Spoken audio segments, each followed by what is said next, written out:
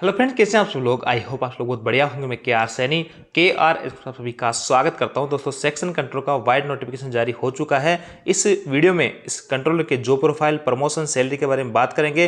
Controller की latest salary slip भी आपको दिखाई जाएगी। कास्ट सर्टिफिकेट आपका कितना पुराना चल सकता है, बैंक और SSC दोनों में से कौन मारेंगे बाजी। जी हाँ दोस्तों, इसके सिलेबस के अंदर बहुत बड़ा चेंजेस देखने को मिला है। यहाँ पे मैथ और रीजनिंग जिस भाई की स्ट्रॉन्ग रहेगी वो इसके अंदर बाजी मार जाएंगे। किस जोन से आवेदन करें ये बड़ी दुविधा रहेगी, और आवेदन करते समय किन किन चीज़ों का आपको ध्यान रखना है, उन सभी चीज़ों पे आपको फोकस करना है। वो सब चीज़ें इस वीडियो में आपको बताने वाला हूं। तो सबसे पहले नोटिफिकेशन चलते हैं, कुछ इंपॉर्टेंट बातों पे बात करते हैं। उसके बाद में आपको जॉब प्रोफाइल, प्रमोशन और सैलरी के रिगार्डिंग इस वीडियो में बात करेंगे, और आपको लेटेस्ट जो पे स्लिप है वो भी दिखाई जाएगी। देखिए दोस्तों, स्क्रीन पे आप वॉइड नोटिफिकेशन देख पा रहे होंगे। इस नोटिफिकेशन के रिगार्डिंग मोटी मोटी चीज़ें मैं आपको बता देता हूँ। आज से आपके फॉर्म भरे जाएंगे और अगले 1 महीने तक फॉर्म भरेंगे, 14/10/2025 तक। और इसके अंदर सेक्शन कंट्रोलर की जो पोस्ट है और लेवल 6 की है, 35,400 बेसिक है। A2 मेडिकल स्टैंडर्ड, 20 से 33 साल इसमें जो उम्र रहने वाली है UR वालों की। OBC वालों के लिए 3 साल छूट मिलेगी, 20 से 36 साल रहेगी, और 5 साल की छूट मिलेगी आपके SC/ST वालों को, तो 20 से 38 साल उनकी हो जाएगी। 368 पोस्टों पे आपकी भर्ती होने वाली है। हालांकि पोस्टें ज़्यादा नहीं है, लेकिन अच्छी खासी जो है ये पोस्ट बढ़िया रेपुटेड पोस्ट मानी जाती है। इसके अंदर आपका 6 घंटे की ड्यूटी हाउस रहता है, और स्ट्रेस अलाउंस पे आपको इसमें दिया जाता है 6,250 रुपये। पोस्टिंग में बात करूँ तो आपको जिस जोन से आप फॉर्म भरोगे उसके किसी भी डिवीजन में आपकी पोस्टिंग हो सकती है, और वहाँ पे आपको लाइफ टाइम एक ही जगह पे आप जो है काम कर सकते हैं। तो यहाँ पे फैमिली के हिसाब से, बच्चों की लाइफ के हिसाब से, बच्चों की एजुकेशन, चिकित्सा के हिसाब से आप ये पोस्ट बहुत ही शानदार यहाँ पे मानी जाती है। हालांकि इसकी जो जॉब प्रोफाइल है थोड़ी सी हटिक आप कह सकते हैं। शुरू में आपको थोड़ा सा यूँ लग सकता है कि ये जॉब जो है ज़्यादा खतरनाक है, लेकिन धीरे धीरे इस जॉब को लेकर आप हैबिचुअल हो जाओगे। इसकी जो ट्रेनिंग होती है दोस्तों वो 1 साल की होने वाली है। 6 महीने आपको पढ़ाया जाएगा। 6 महीने आपकी जो है जहाँ जिस जगह आपकी पोस्टिंग होगी वहाँ पे फिजिकली रूप से आपको ट्रेनिंग दी जाएगी। तो ऐसे में 6 महीने में आप में अच्छी खासी पकड़ आ जाएगी। तो यहाँ पे मोटी मोटी चीज़ें हो गई। इसके सिलेक्शन प्रोसेस की मैं बात करूँ तो आपका CBT का एग्जाम होगा। उसके बाद में 8 गुना छात्रों को साइको के लिए CBAT जिसको बोलते हैं एप्टीट्यूड टेस्ट, उसके लिए पास किया जाएगा, और यहाँ से 1 गुना छात्रों को उठाया जाएगा। DV और मेडिकल होगी, और फाइनल सिलेक्शन आपका हो जाएगा। उसके बाद में आपको ट्रेनिंग के लिए भेज दिया जाएगा। अब देखिए और चीज़ें मैं आपको क्लियर कर देता हूँ। एजुकेशन क्वालिफिकेशन के अंदर किसी भाई ने किसी भी स्ट्रीम से ग्रेजुएशन कर रखी है तो इसके अंदर एलिजिबल रहने वाला है। और जो अपीयरिंग है या किसी के बैक वगैरह हैं जिसका फाइनल रिजल्ट नहीं आया है तो वो लोग इसमें फॉर्म नहीं भर सकते। यानी इसकी जो लास्ट डेट है 14/10, तब तक अगर किसी भाई का फाइनल रिजल्ट आ जाता है ग्रेजुएशन का तो वो इसके अंदर फॉर्म भर सकता है, अन्यथा वो इसमें फॉर्म नहीं भर सकता। ये एक चीज़ आपकी और क्लियर हो जाती है। देखिए मेडिकल स्टैंडर्ड की मैं बात करूँ तो A2 मेडिकल स्टैंडर्ड है। इसका 6/9 की आंखें चाहिए, डिस्टेंट विजन विदाउट ग्लासेस चाहिए। तो किसी भाई कोई चश्मा लगाता है और या किसी ने लेजर कर रखा है तो वो इसके अंदर एलिजिबल नहीं रहेगा। और यहाँ पे कलर विजन टेस्ट होगा, बाइनोकुलर विजन टेस्ट होगा, नाइट विजन और आपका मायोपिक विजन। इनमें से अगर कहीं भी आप फेल पाए जाते हो तो ये इसमें आप फॉर्म मत भरना, और या फिर आपको यहाँ से बाहर कर दिया जाएगा अगर यहाँ पे मेडिकल में आप फेल हो जाते हो। तो आंखों का विशेष तौर से यहाँ पे काफ़ी सारी चीज़ें चेक की जाती है। इसके अलावा दोस्तों यहाँ पे और भी कई सारी की तमाम चीज़ें हैं एज को लेकर आप इसमें देख सकते हैं। अभी देखिए CBT के अंदर क्या कुछ रहने वाला है। 120 मिनट का आपके पास टाइम रहेगा। 100 क्वेश्चन आपके पास में रहने वाले, 1/3 की माइनस मार्किंग इसमें रहेगी। यहाँ पे और थोड़ा स्क्रॉल करते हैं तो आप सिलेबस देख पाएंगे। यहाँ पे ये मैथमेटिक्स जो आप पढ़ते आ रहे हो SSC वाले या रेलवे के अंदर, वही मैथमेटिक्स यहाँ पे LCM HCF है आपके, वही सारी चीज़ें इसमें पूछी गई है। डाटा एनालिसिस इंटरप्रिटेशन इसमें थोड़ा सा और डिटेल से दे दिया और डीपली आपको ये पढ़ना पड़ेगा। तो ये है आपके इसको, ये जो टॉपिक है ये हालांकि आता है अभी भी रेलवे में SSC में पूछा जाता है, लेकिन और इसको थोड़ा सा डीपली आपको देखना पड़ेगा। और इसके अलावा यहाँ पे मैथमेटिक्स का बड़ा रोल यहाँ पे देखने को मिला है इस भर्ती के अंदर। और देखिए लॉजिकल जो कैपेबिलिटी है ये आपकी वही है, रीजनिंग की तरह ही है, जैसे पजल है, कैलेंडर है, क्लॉक है, बाइनरी लॉजिक है। ये सब चीज़ें आपकी लगभग पढ़े आ रहे हो। कुछ कुछ टॉपिक्स इसमें आपको नए देखने को मिल सकता है, जाकि बहुत ज़्यादा हार्ड आपको देखने को नहीं मिलेंगे। और यहाँ पे रीडिंग कॉम्प्रेशन जो है, यहाँ पे एक तरीके से पैराग्राफ रहेगा या पैराग्राफ आएगा, इनसे रिलेटेड किसी से भी रिलेटेड आ सकता है, हिस्ट्री से रिलेटेड है, सोसाइटी से है, लिटरेचर है, साइंस है, इनसे रिगार्डिंग आपका पैराग्राफ रहेगा। और उससे रिलेटेड यहाँ पे मेन आइडियाज़ का क्या है, ऐसे क्वेश्चन आपको पूछे जाएंगे इससे, जो कि रीडिंग कॉम्प्रेशन है आपका, ये भी आपको बहुत ज़्यादा डिफिकल्ट नहीं रहने वाला है।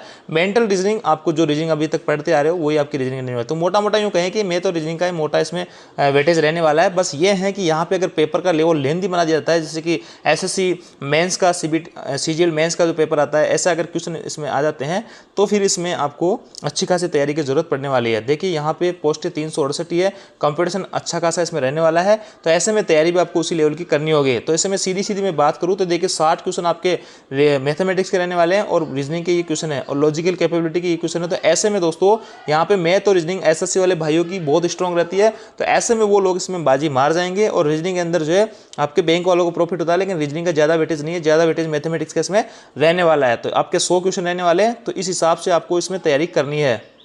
दोस्तों सिग्नेचर डालते समय आपको विशेष तौर से ध्यान रखना है, आपको सिग्नेचर जो है यहाँ पे ब्लैक इंक पेन से करना है और आपको ब्लॉक कैपिटल लेटर में डिसजॉइंट लेटर में नहीं लिखना है। जैसे किसी भाई का दीपक नाम है तो कैपिटल लेटर में उसको साइन नहीं करना है, अन्यथा उसका फॉर्म रिजेक्ट हो सकता है। आपको रनिंग लेटर में ऐसे DWEPK ऐसे साइन कर सकते हो, या फिर आप हिंदी में भी जो है साइन कर सकते हो, दीपक ऐसे नाम लिख सकते हो। बस इंग्लिश के कैपिटल लेटर में आपको या डिसजॉइंट लेटर में आपको साइन नहीं करना, विशेष तौर से ध्यान रखना है, अन्यथा आपका फॉर्म रिजेक्ट हो जाएगा।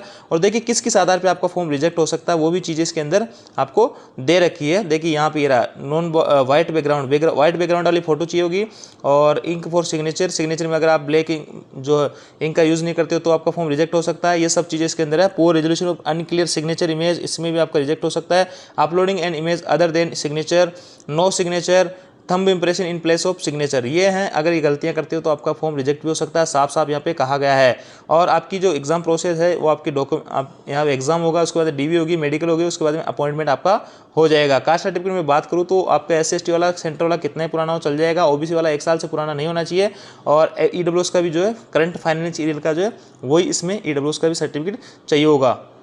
दोस्तों वैकेंसी टेबल आप देख पा रहे होंगे, इसमें फॉर्म भरते समय आपको कौन सा जोन चुनना है, कौन सा RRB फॉर्म भरना है। मैं आपको सीधी सीधी एक बात करता हूँ, जिस जगह आप रहते हो जो आपका होम जोन है या तो वो चुनो या उसके नियर बाई। अगर आपके होम जोन में ठीक ठाक पोस्ट नहीं है तो आप अपने नियर बाई जोन चुनो, क्योंकि दोस्तों यहाँ पे छुट्टियों की बड़ी समस्या आने वाली है। और अगर आप जैसे कि मान लो बेंगलोर चुन लेते हो और आप अजमेर के हो तो यहाँ से यहाँ ट्रांसफर लेने में आपको 10 से 15 साल भी लग जाएंगे, क्योंकि 5 से 10 साल बाद तो आप पे रिक्वेस्ट डालने के एलिजिबल होंगे। ये साफ साफ इसमें लिखा हुआ है नोटिफिकेशन में कि अगर आप दूसरा जोन चुनते हो तो उसमें अदर इंटर जोन ट्रांसफर लेने के लिए 5 से 10 साल बाद में आपकी रिक्वेस्ट लगेगी। तो ऐसे में सीधा मैं कहूँ तो 15 से 20 साल आपको ट्रांसफर लेने में लग सकते हैं ऑन रिक्वेस्ट। तो ऐसे में जोन जो है सोच समझ कर चुनना है, कहीं भी वैकेंसी वगैरह देख के या ऐसे भी उठपटांग आपको जोन नहीं चुनना है, क्योंकि दोस्तों जहाँ पे वैकेंसी ज़्यादा होगी तो वहाँ पे फॉर्म भी ज़्यादा भरे जाएंगे। पिछली वैकेंसी को आप रिकॉर्ड उठा के देख लीजिए, तो यहाँ पे कोशिश कीजिए कि आप अपना होम जोन चुने, अपने होम जोन के आसपास में कोई सा जोन चुने जहाँ से आपको घर आने जाने में ज़्यादा समस्या का सामना नहीं करना पड़े। बाकी डिटेल से आप इस पर और अलग से वीडियो बनाएंगे, नहीं तो वीडियो काफ़ी लंबा अपना यहाँ पे हो जाएगा। एक सवाल उठता है कि कास्ट सर्टिफिकेट किस फॉर्मेट में बनाए, क्या रेलवे वाले फॉर्मेट में बनाना जरूरी है? तो कोई जरूरी नहीं है दोस्तों, सेंटर वाले किसी फॉर्मेट में आप बना सकते हैं, इंग्लिश वाला। अब देखिए दोस्तों जॉब प्रोफाइल की बात करते हैं कि इनका काम क्या होता है सेक्शन कंट्रोल का। तो देखिए सेक्शन कंट्रोलर जो होता है इसको एक पूरी जैसे एक सेक्शन इनको दे दिया करते हैं, तो सेक्शन में कई सारे स्टेशन पड़ते हैं, तो इन स्टेशन का सारा कुछ मैनेजमेंट इनको देखना पड़ता है कि कौन सी ट्रेन को कहाँ पे मेरे को रोकना है, कौन सी ट्रेन को क्रॉस करवानी है, कहाँ पे लोडिंग हो रही है, कहाँ पे अनलोडिंग हो रही है। कहीं भी सेक्शन में किसी भी जगह पर अगर कोई इंजन फेल हो जाता है तो मैं दूसरा इंजन कैसे भेजूँ, कहाँ से इंजन भेजूँ, ये सारी कुछ प्लानिंग जो होती है आपकी होती है। लेकिन दोस्तों आपको असिस्ट करने के लिए आपके साथ में डिप्टी पंक्चुअलिटी जो होता है उसकी सहायता आप ले सकते हो। तो यहाँ पे डिप्टी पंक्चुअलिटी से आप जो है बातचीत करके और कोई भी डिसीजन यहाँ पे ले सकते हो। मोटी मोटी जो बात है वो डिसीजन मेकिंग की है, आपको कई सारी चीज़ों का ध्यान रखना पड़ता है। यहाँ पे ब्लॉक जो काम वगैरह होते हैं, कोई इंजीनियरिंग POA का ब्लॉक होता है, कोई पावर ब्लॉक होता है, उन सभी ब्लॉक को मेंटेन करना होता है। कई सारे तमाम तरीके के रजिस्टर यहाँ पे होते हैं, उन सभी को रिकॉर्ड को मेंटेन करना पड़ता है। शुरू में आप देखोगे तो जॉब काफ़ी हेक्टिक लगेगा, काफ़ी बिजी इसके अंदर रहते हैं। पूरे 6 घंटे के जॉब में आप लगातार यहाँ पे बिजी रहोगे। हालांकि कुछ सेक्शन ऐसे भी हैं, छोटे सेक्शन, जैसे मैं बीकानेर जोधपुर की बात करूँ तो वहाँ पे बहुत ज़्यादा वर्कलोड नहीं है।